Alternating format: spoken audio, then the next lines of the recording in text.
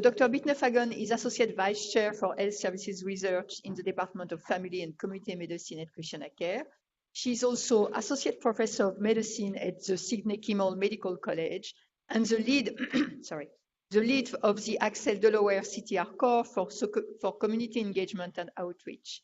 She obtained an MD from Drexel University School of Medicine and did her residency and fellowship in primary care medicine at Thomas Jefferson University. And in addition, she obtained an MPH from the School of Public Health at Jefferson University.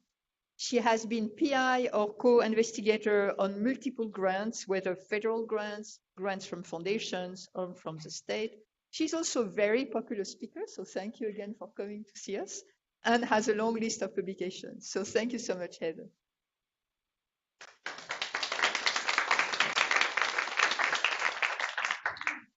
Happy Friday afternoon.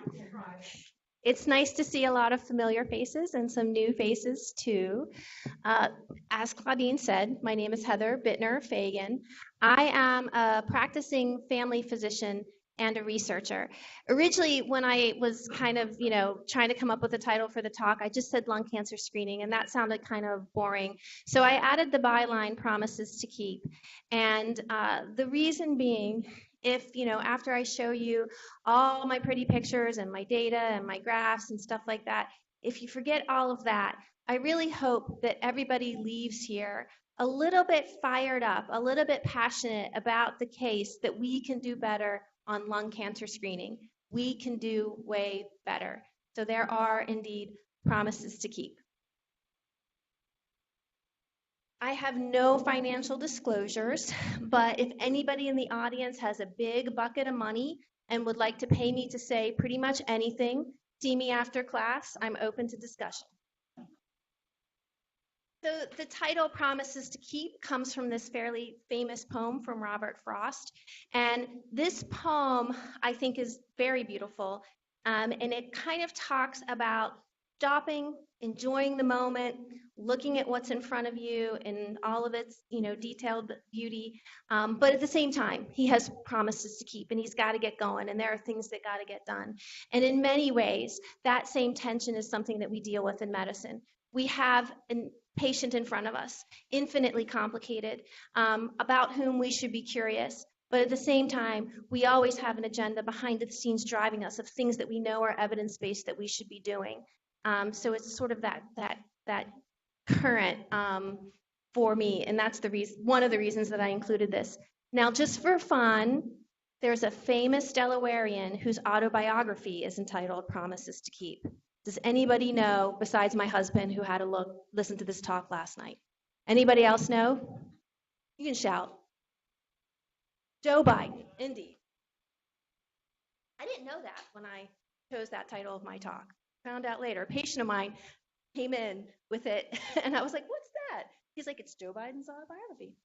So I'm going to talk you through this very busy slide of a bunch of squiggly lines, and this is sort of public domain, but I think it frames the problem pretty well of cancer screening and gives us some good perspective.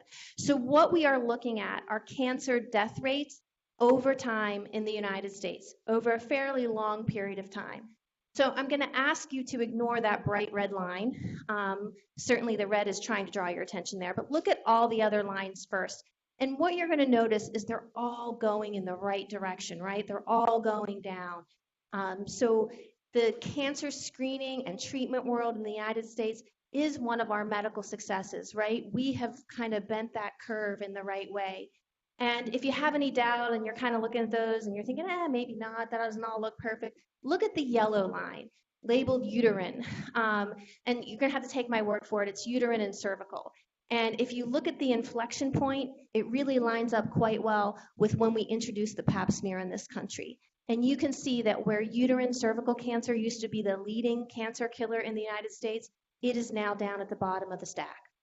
Okay, so it's, to me, a testimony for, the power of a good screening test that we get out there into the population at a good high level and what we might do. Now, look at that ugly red line. That is lung. And you can see that it is, unlike those other lines, it is going in the wrong direction. We've seen a real increase in the number of people dying from lung cancer. And part of that, well, an increase and then more recently a bit of a leveling out. Of course, you might guess that that increase had to do with smoking. If you were to look closely at those inflection points, you could probably, epidemiologically trace it back to baby, guys coming home from the military, having had like packs of cigarettes in their, dot kits, and also the subsequent uptake of smoking by women, with the, Virginia Slim's sort of version of the feminist revolution. So there we are. It is leveled out. At this point, mostly because of, improving treatments. But it is still clearly up there, not where we want it.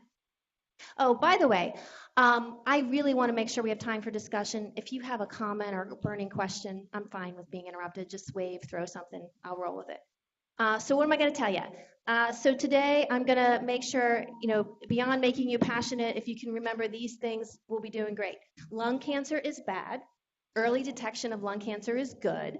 Prevention of lung cancer is better. The USPSTF is very influential. The CMS, the Center for Medicaid and Medicare Services, is very detailed. Shared decision making is good. My research is great, and my next research, which is even greater, is going to fix it. Oh.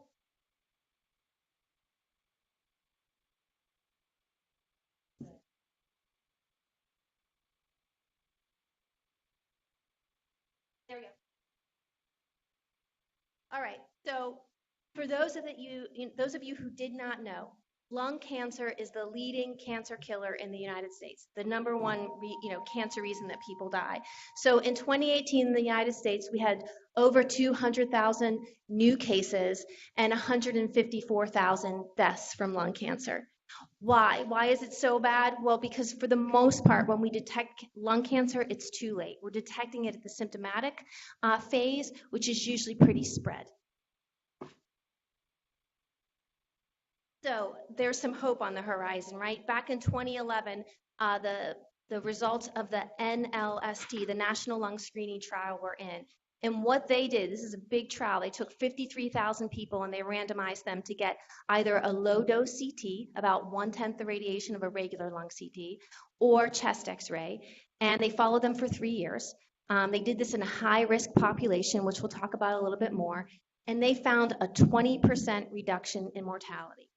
So not to be trifled with. People were pretty excited about this. So in primary care, we often like to convert numbers this way because it makes a little bit more sense. So basically, and this is me on the calculator, not like, high-level statistics, about 3 lives saved per 1,000 people screened based on those numbers. So that gives you a number needed to treat, a number needed to screen, if you would, if you say, around 320. So roughly, you're looking at the comparison of those numbers needed to treat for colorectal cancer screening and breast cancer screening. So I just put that out there because there are some naysayers about lung cancer screening because it's one randomized controlled trial, not yet fully aware of how that's going to play out in the real world. But I do want you to know that it's not just in the ballpark of the other cancer screenings that we do. It has the potential to maybe be even a little bit better. Understanding, of course, that we're talking about different populations, right? We're talking about a pretty high-risk population when we're talking about lung cancer screening. Sense? All right, the U.S. Preventative Services Task Force.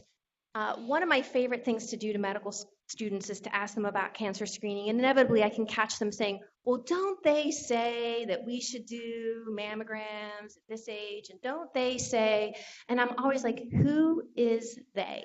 And there's no 100% right answer. In fact, there's a lot of theys. You give me a disease or a screening, and I'll give you, 5 expert bodies that all are, out there making recommendations easily. However, the USPSTF is used by many people as sort of the standard. And in fact, when the USPSTF gives high recommendations to things, usually the government, i.e. Center for Medicaid and Medicare Services, will follow suit and cover that as a service. So very meaningful when the USPSTF came out to recommend lung cancer screening using a low-dose computed tomography scan in adults aged 55 to 80 who have a 30-pack year smoking history and either are still smoking or haven't been quit for 15 years, right? with the idea being that if you've quit for 15 years and you're moving on, your lungs have probably recovered. So there we go. My talk is over, right? Easy peasy. Get your fancy X-ray. We'll, catch your lung cancer early, and I'll be, peachy keen. Well, Mr. Lego doesn't feel that way. Mr. Lego is sad because last year the rate of lung cancer screening in the eligible population in the U.S. was 3%. So promises to keep. Like, you can argue about, shared decision making, and maybe it's not the best test, and we have the real world data, but 3% is a word I don't want to say up here. It's abysmal. That sounds more sophisticated. 3% is not good. Even in a bad year, when we talk about colorectal and breast, you're talking about 60 to 70% rate of screening the eligible population. So why? Like, what are some of the challenges? And Scott, I apologize, I know you've seen this. One of the big challenges is, and I believe will remain, finding this population. Another challenge is the requirement that CMS put forth for shared decision making. Now, don't get me wrong, I am a shared decision making cheerleader. I think it's a good idea. But in some ways, when we insert it between the patient and the scan, you can imagine how it may become a barrier, right? Another challenge, especially from the primary care world, this is the bane of our existence. There's a lot of incidental findings with these low-dose CT scans. They're kind of like a fuzzy picture. And another joke I like to pay on the residents when we have something that shows up on low-dose CT, I'm like, well, in other situations, when we, have gotten low-dose CTs and they have this finding, do you know how many of those thyroid little Goomba nodules go on to be something meaningful? And usually the residents kind of look at me like, little deer in the headlight, and then I feel smug that because I caught them. We've never done this test before, so we don't have, we don't have the clinical experience to call upon to know what we do with these sort of lung and other parts of the body that show up on the test. And we'll talk more about that. And here's one of the big things, and I know Scott Siegel is equally passionate with me about this, and we've got to figure out how to get these people to stop smoking. And to be fair, we're going to talk about this in more detail, hopefully, if we have time. 30 pack years is a heck of a lot of smoking. I mean, I assume you guys kind of know the calculation, but that's like 15 years of smoking 2 packs a day, which means 15 years of smoking 40 cigarettes a day. That is like some no messing around addiction. So this, I can tell you it's not going to be as simple as, hey, go call the Delaware Quit line. Have fun with that. Let me know. So there are a lot of interesting things about that. And a lot of people have asked the question, will lung cancer screening be a come to mama moment that's going to get these people to quit? Or are they going to look at it as their get out of jail free card? Dun, dun, dun, dun. I didn't put it up here, but I think because when I was fumbling with my slides, so before I move on, I want to make, I actually put my acknowledgments in the beginning because I don't like to wait until the end because I think by then, no one's paying attention. So the research that I have done really has, rested on the help and hard work of 2 different groups of people. Number one, first and foremost, is my research team. And there's a couple of you in the audience. If you'll just raise your hand, Zugway, Claudine, Nicole, right? Okay. They've been, part of this forever. They've had to work with me forever. And we have colleagues up at Jefferson who also have been with us forever, but, couldn't make it down today. And the other is I've gotten amazing cooperation from the lung health screening program at Christiana. And there's a lot of people involved in that program too, but I would give a shout out to Roger Kersner and Cynthia Griffith and Julie Adams. All right, so anyway, I mentioned before the Center for Medicaid and Medicare. So you hear people talk about CMS. The reason that we really, really, really care about CMS is USPSTF and all the experts can say whatever they want. When CMS says it, they say, we're gonna pay for this. And when the US government says that Medicare and Medicaid are gonna pay for something, for the most part, all of the other insurances are gonna follow suit. So they kind of set like a minimum, here's what's gonna get paid for. This is just a screenshot of a 90-page document that lays out all the things that you need to do to get your low-dose CT scan paid for. And it covers a lot of detail, everything from the registry that you need to do, the credentials of the nurse that runs the program, the credentialing of your radiologist, the, megahertz, whatever setting on the machines that I don't understand. The radiologists have to present so many low-dose CT scannings to someone at the NCI to kind of assure their, quality of ability to read these things. There's a lot that goes into this. In addition, what was interesting about this is for the first time, CMS specified shared decision-making must occur.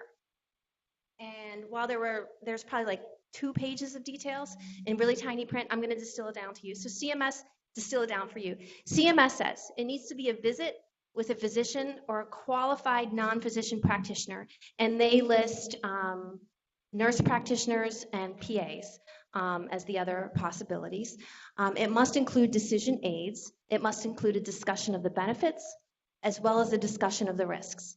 The risks including, and they specify, overdiagnosis, false positive, and radiation exposure. And when appropriate, shared decision-making must include smoking cessation. Okay? So no one's arguing, certainly I'm not. These are all things that patients should be aware of. So it seems great, right? So what is this whole concept of shared decision-making? I mean, perhaps you've heard, it seems like people are talking about it more than ever. In part, I'm guessing because CMS for the first time says, you've got to do this, or we're not going to pay you.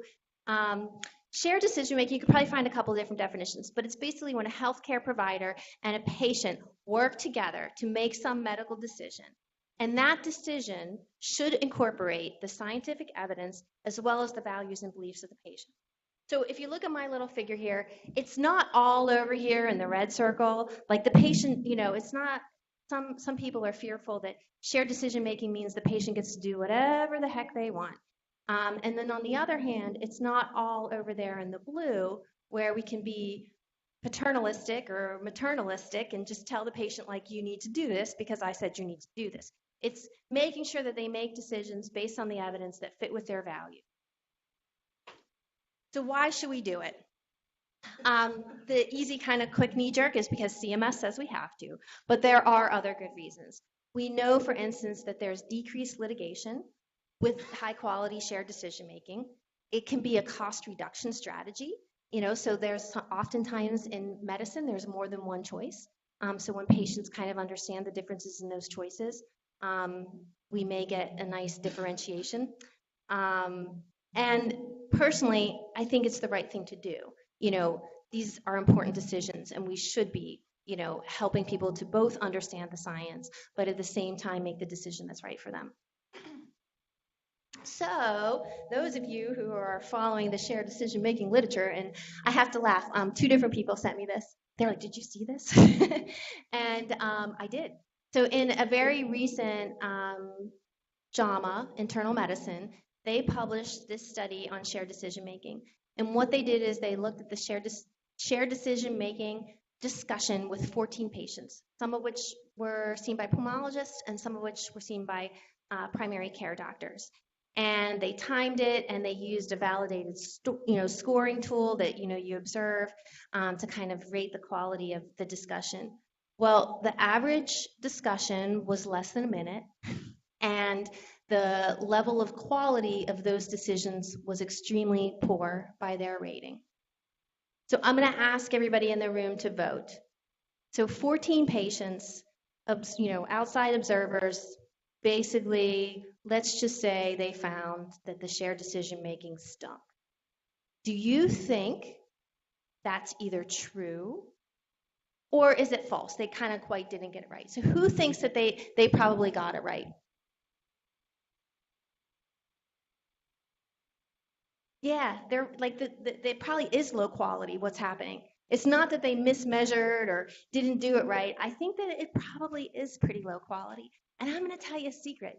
Maybe we can turn the video off for a minute. If you follow me around on any given day, you'd catch me doing all kinds of really stinky shared decision making. Stinky shared decision making about starting a medicine, stinky shared decision making about lung cancer screening, because that moment face to face is a lot more complicated than people think. And we'll talk more about that. So I tell this story. Probably everyone in here has had some experience with buying a car. right? And none of us, just on a whim or, with one day's notice, just sort of wander into the first car dealership that we find, not really knowing that we want to buy a car or not, and then leave buying a car, right? At least I hope you don't do that. No, we do tons of research before. We ask friends, we look around, we begin to formulate our opinion of what we do and what we don't want in a car. If you're like me, your husband does all that work for you. He comes up with a list. Here's a top 5 I want you to look at. He he has charts and things to help me figure out. And then you maybe go to the car dealer 2, 3, 4 times. Maybe you don't like that guy that's trying to sell you a car. Maybe you go to a different car dealer. Just saying. And so then finally you're going to make your decision. And when you make that decision, right? You don't go to a place that's going to be like, yeah, thanks for shopping with us. You're dead to us now. No, you absolutely expect some kind of support after you leave. And so I liken that because right now, I think if we really think about shared decision making and how it's happening in the outpatient world, it's not like that. I mean, patients are coming in and any one, face-to-face encounter probably represents, 20 different decisions. So how do you decide which ones you're going to talk about and which ones you're going to focus on? What if that's not the patient's priority? Because chances are, I know everybody is shocked when I say this. Everybody thinks that the patients come in, all the time and they're like, oh, I want to talk about, all my preventive needs. I have no agenda. That doesn't happen. They're they're coming in for their, upper respiratory tract infection. And by the way, they'd like some antibiotics. So now they're mad at you because you're not going to give them that, and you want to talk about quitting smoking and lung cancer screening. It's tough. So my point is, when we think about shared decision making, we need to think about a process, not a moment. There are things that should be happening sort of before. There are things that should be happening face to face. And then there are things that need to happen afterwards to support the patient to do the things that are right for them. So when it comes to shared decision making, I'm a big fan of saying get out of the black box. If I were at the NIH, and I think of a lot of people with experience here and you came to me and said, here's a problem, and my way of fixing it is I'm going to teach those doctors because they don't know. If they just knew, they'd do a better job. It's not, everybody wants to teach those doctors better. Everybody wants them to be more aware of whichever, agenda item there is. So you got to figure out ways to get out of that black box. And by that, I mean that, 20-minute, 15-minute face-to-face encounter. Yet, physician recommendation is powerful. So you don't want to lose that. Again, my opinion, if we're going to do this well, you have to find a way not to force it into those 15 minutes, but still have the power of the physician recommendation. Claudine will know what I'm saying. When you look at the predictive value of physician recommendation on any of the other already used cancer screenings, those odd ratios are in the double digits. We all, as nerdy researchers, would love some odd ratios in the double digits. It's really, really predictive. People, I don't know why, but they listen to us. And there's doing it versus documenting it. And then, all of this comes together and says we need some best practices. Oops. All right. So this is some work that we are getting ready to publish. So we did a program called, wait a minute.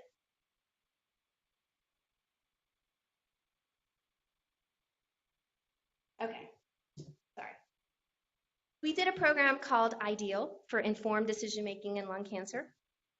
We worked with one large family medicine practice with 2 sites, one urban, one suburban. Here at Christiana, we got sort of big download on that practice data from the EMR. We pooled current and former smokers who were age eligible.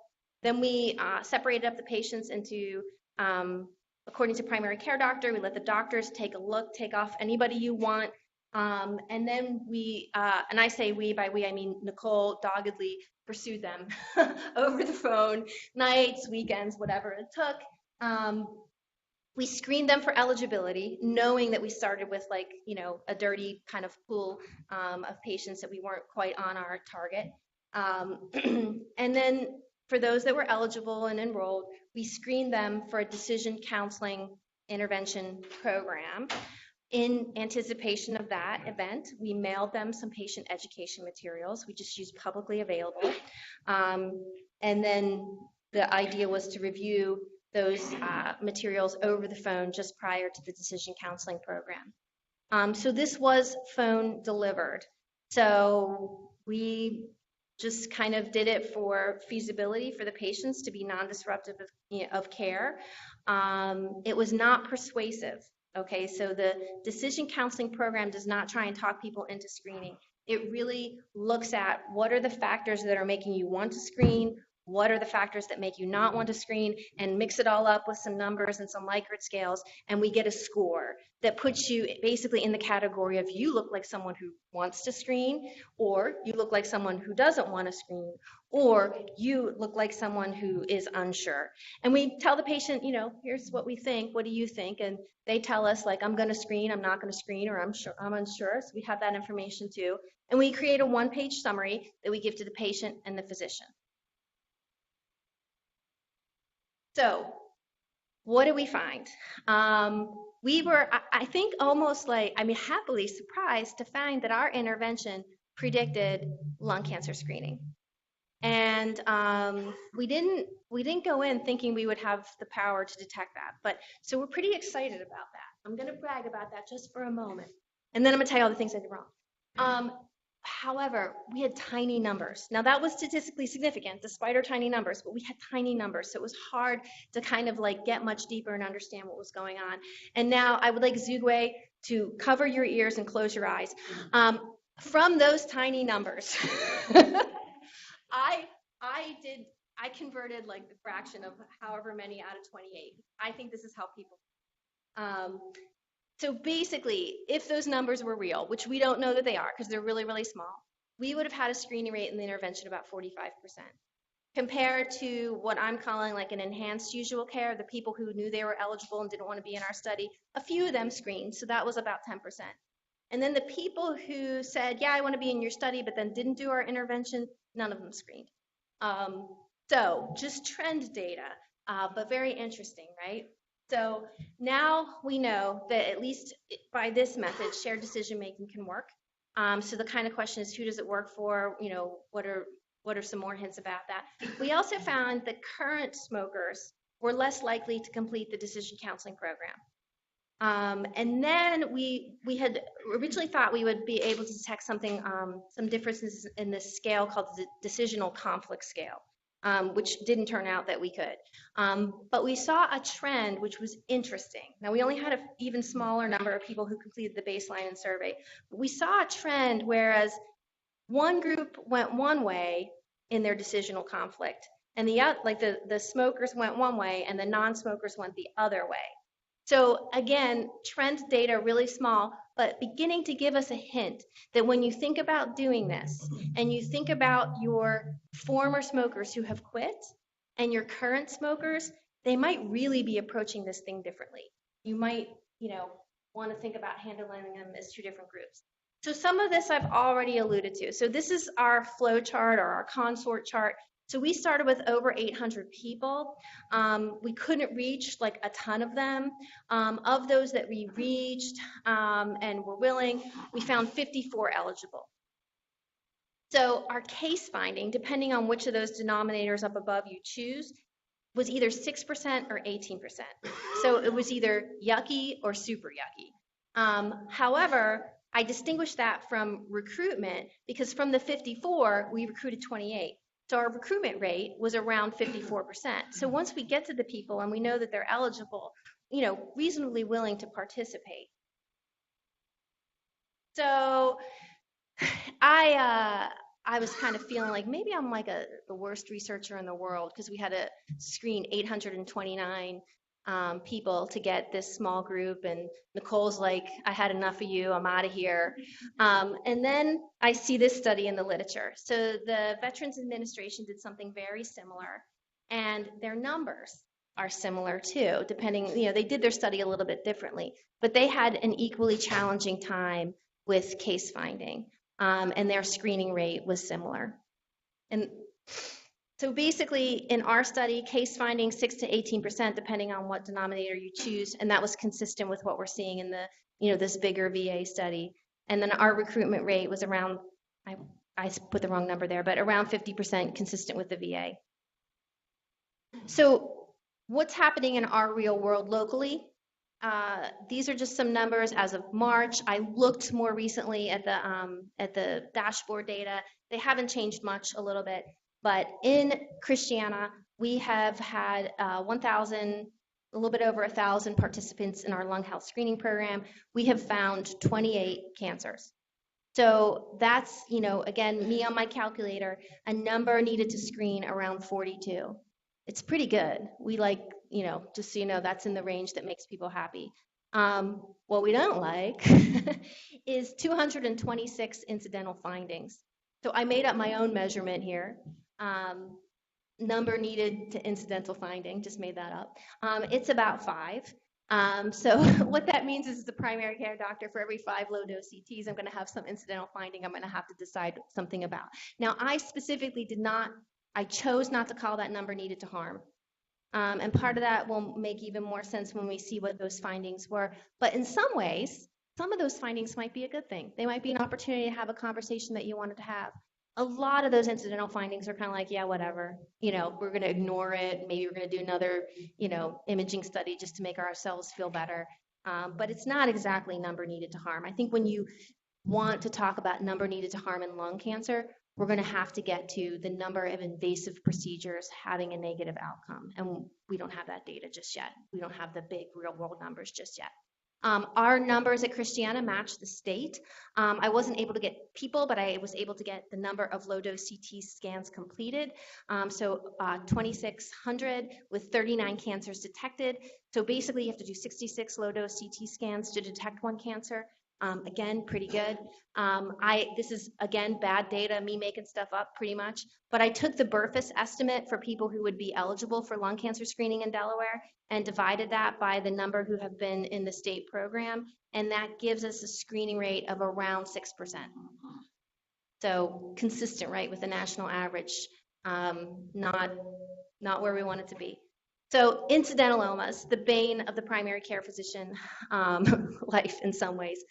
Because for some patients, in some cases, it causes the patient a lot of anxiety and you're kind of dealing with, calming them down. Sometimes it causes you a lot of anxiety and the patient's like, yeah, whatever. You're like, I don't.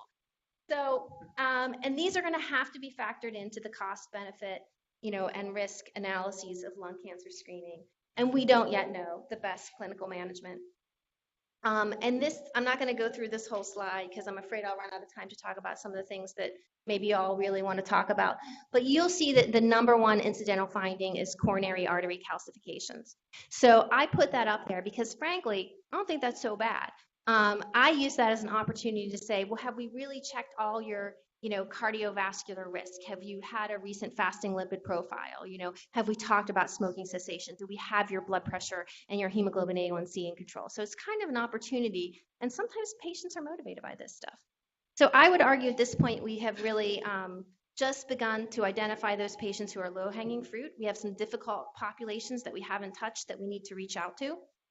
And a big part of that, Scott was asking me before, why do I think it's hard? I think because the more complicated you get with eligibility, the more hard it's going to be to do case finding. And there's even like some subtle differences, in extras between USPSTF and CMS. It's not as easy as just getting your fancy x-ray. There's a whole myriad of steps that need to be done if we're going to do this in a high quality way. Smoking cessation, absolutely. If we're going to see the full benefit of lung cancer screening, we're going to have to figure out how to do a better job on smoking cessation. And I think we might be in for a little bit of a heavy lift. Is lung cancer screening going to be a teachable moment? I would argue, and the data seems to be backing me up, yes. So it might not only be this golden opportunity to detect cancers early, it may be a real opportunity for prevention. They went back and looked at the data in the National Lung Screening Trial. Smoking declined overall, and having an abnormal screening was associated with quitting. So that's pretty good. 30 pack years is a hard addiction. In LCAP, which is very similar to NLST, they showed 74% of the people reported increased motivation to quit, 23% quit smoking, 27% reduced the amount of cigarettes, and a positive CT scan, again, was associated with an increased quit rate. So smoking cessation, where are we? I think it's essential to realize the full benefit of this.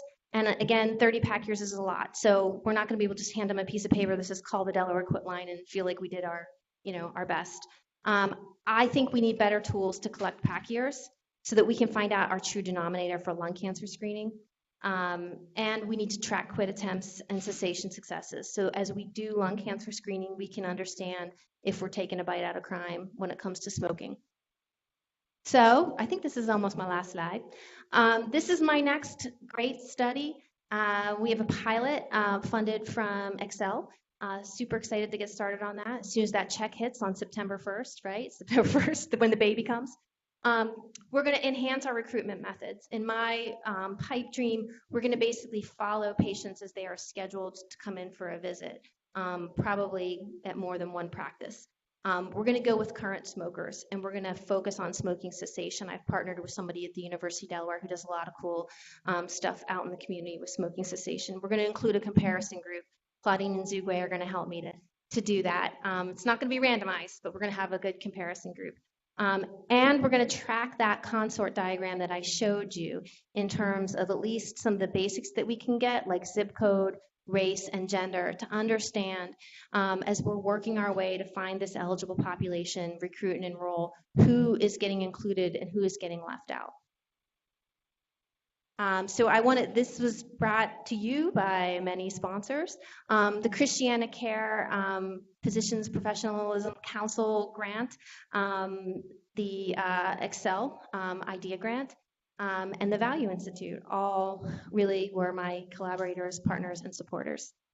So there are my references. This first reference is all the ones that I specifically quoted or such in the slides, and then these are some other ones. If you read the book, Nice Girls Don't Get the Corner Office, it says under no circumstance should you ever put pictures of your family up at the end of a talk. So I want you to know, I don't even know these people. Thank you very much for your attention.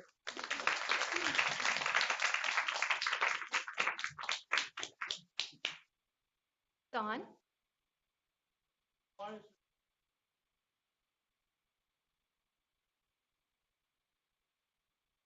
So, and you could probably ask that question of any cancer screening, right? So whenever we choose to do screening on an asymptomatic population, you have to benefit the risks and you have to balance the risks and the benefits, right? So there's always a risk of, over treatment, false positives, false negatives. And that risk goes up when you have the population that has a low prevalence, a low occurrence of the disease. So it's kind of, calculated out that there's usually some inflection point, whereas, yes, even over 55, even in these smokers who are high risk, we're gonna overtreat some people. We're gonna treat some people for lung cancer who would not have died of it. We're gonna, have some false positives where we scare the bejesus out of people and we did it wrongly. But that's gonna be much lower than if you did it in 25.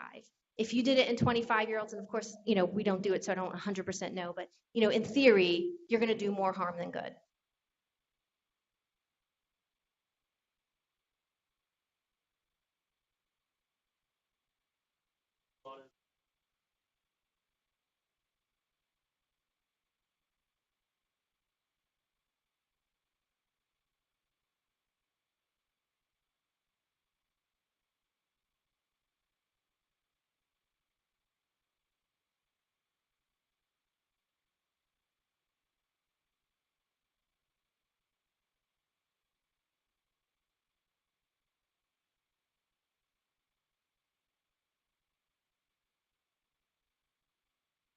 Okay, so let me answer the first, and then you can come right up after that. Okay, so the question was, when we talk about getting primary care providers to do shared decision-making for lung, like many things, the answer is likely to be, get in line, time is short, and, we can't create time. There's, a lot of competing demands. So you may not like this, but my answer is, that's absolutely true. Stop trying to fight it. And I think that you prepare the patient, because I think that most of us, speaking for myself, I think the longer you're in the business, the longer you realize that what's on the patient, you are not getting out the door until you address what is on the patient's agenda. So we need to put this on the patient's agenda. That would be, if I had buckets of money to fix the problem, I would, put this on the patient's agenda. And if I had buckets and buckets and buckets of money to solve this problem more globally, I think patients would do some kind of quick test that would generate their to-do list and give them a sense of here's the things that here's the top 5 things that you could do that would be most impactful to, make you live longer and increase your quality of life. And then they could choose. Maybe number 1 is smoking, and they're like, ain't no way I'm smoking. I don't even want, but next one, lung cancer screening. Oh, let me click on that and find out more, so that they begin to have this sort of built into their agenda.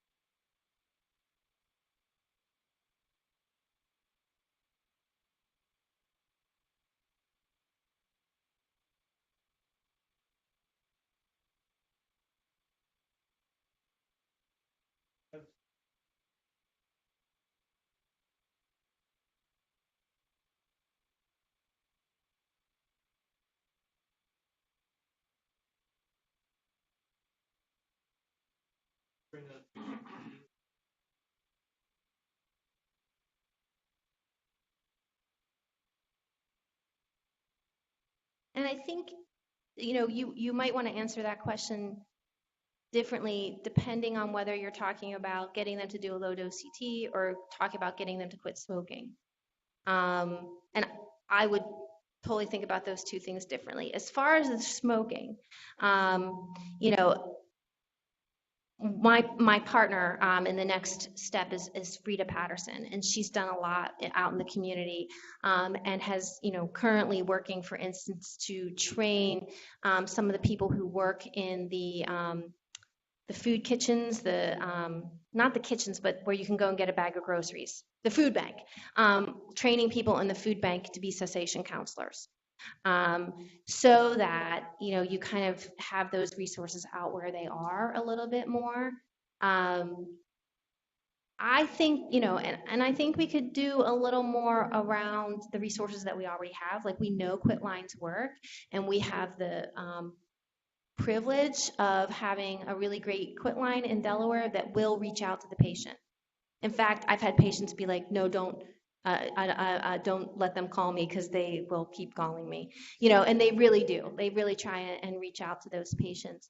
And they're willing, and once they get them, they're willing to say, well, hey, we can do it over the phone, we can do it face-to-face, we can do a group, whatever, kind of whatever you need, we can help you pay for medicines, those kinds of things. So it's kind of, meeting them where they are. And I think that's a much heavier, I think everybody thinks and knows that's going to be a much heavier push than just getting your low-dose CT scan, getting people to try smoking. And we know that the average smoker has to quit like between 10 and 20 times. It's not like they quit once, and I don't know, now I'm getting on the soapbox a little bit, I've been thinking about this a bit. A big part of this, frankly, I think a 30-pack year smoker, they've in that 30-pack years or 15 of 20, they know that people in the healthcare system, they are not everybody's favorite patient. I mean, I think it's just true. I'm sure you've all heard colleagues that kind of take that attitude of like, people who make such bad decisions, they've kind of brought things on themselves. And there's, there is data in the cancer community that people who smoke and get smoking-related cancers feel a little less supported. Not necessarily by the healthcare, but I know by the, sort of ancillary support groups and such. They feel like, there's a stigma of like, you did this to yourself. So, they might be a little less eager to come in. So I think we're going to have to think about that. And we're going to have to probably incorporate that a bit in the training of anybody that we have that's going to work with this population. I'm going to ask you, sir, because Dawn already got one turn. Going off of those telling numbers about those that get the low dose CT scan, how much better off they are after that. Is there anything that you're doing or that you know is being done to remove the barriers that there may be for people once they get that advice from you to go get that CT scan to actually get themselves in there? Are there options as far as, you know, a really quick and easy clinic or, you know, traveling CT scanners, or I don't know what. But. Yeah, I mean, I've been privileged to be involved in some discussions at the state level. And in the past, there's been, and I think there is still, a mobile mammography van that at different times is you could kind of get on the RV, get your PEP, get your mammogram, and, you know, possibly adding to that. So yeah, those things are out there. I know Christiana has opened up, you know, we used to do it just at Helen F. Graham. We went through the process to get it up at Wilmington, which was, you know, important to a couple of patients. I didn't present this data. We analyzed the factors that patients mentioned in terms of why they would or wouldn't get, which is self-reported predictions, right? So it may or may not be, but it wasn't practical barriers, transportation. It was really overwhelmingly what we categorized as affective factors. So sort of emotional and fear-based factors. Dawn. Mm-hmm. Yeah. I mean, I don't, in my practice, I usually go through the Delaware quit line because they can have anybody. They're not just, you know, our people who do smoking cessation here are linked to the Delaware quit line. Like the Delaware quit line has the whole menu of resources. And for some people, maybe where they live, it's, you know, better to go with a different group or resource.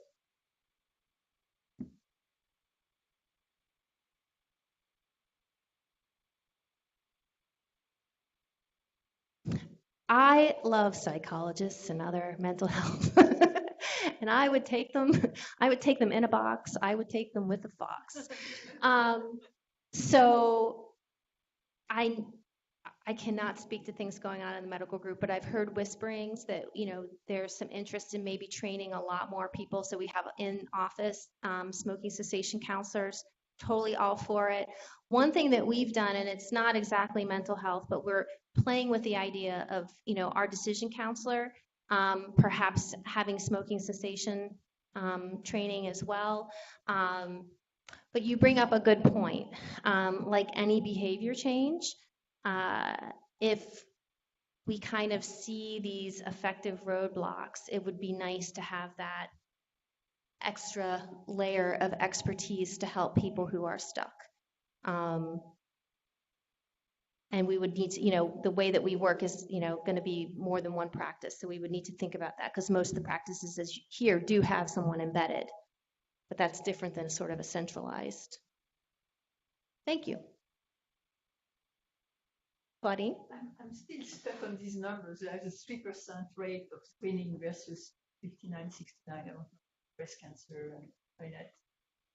It's unbelievable. The 3%, that's the 3% among the entire population or among the high risk? Do you remember? It's among the eligible population. Yeah. So it means that, you know, there should be the same type of campaign set up for mammogram. There should be the same type of what? Campaign of campaign. Yeah. Mm-hmm. Public announcement. Mm-hmm. Critical wheels. Yeah. Well, when everybody leaves, those packets, the envelopes have all kinds of like the state materials for lung cancer screening. It would be, you know, super wonderful to me if you could take one or two and just throw them somewhere. I don't care. Just throw them somewhere where people will see them. So yes, I am not aware of national campaigns. I agree with you. I think we need to do a ton more to make people aware. I suspect that we are working on that.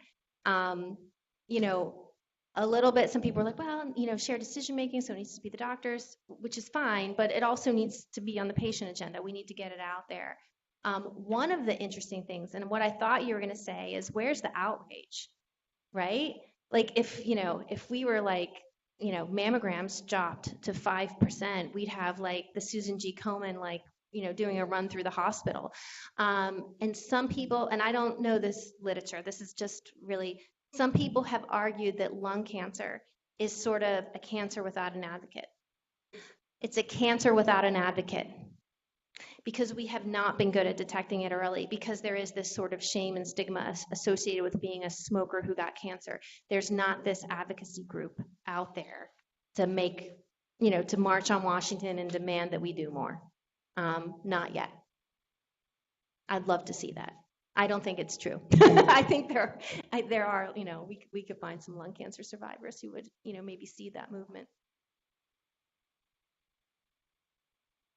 Well, thank you so much for all those great comments and questions. Thank you.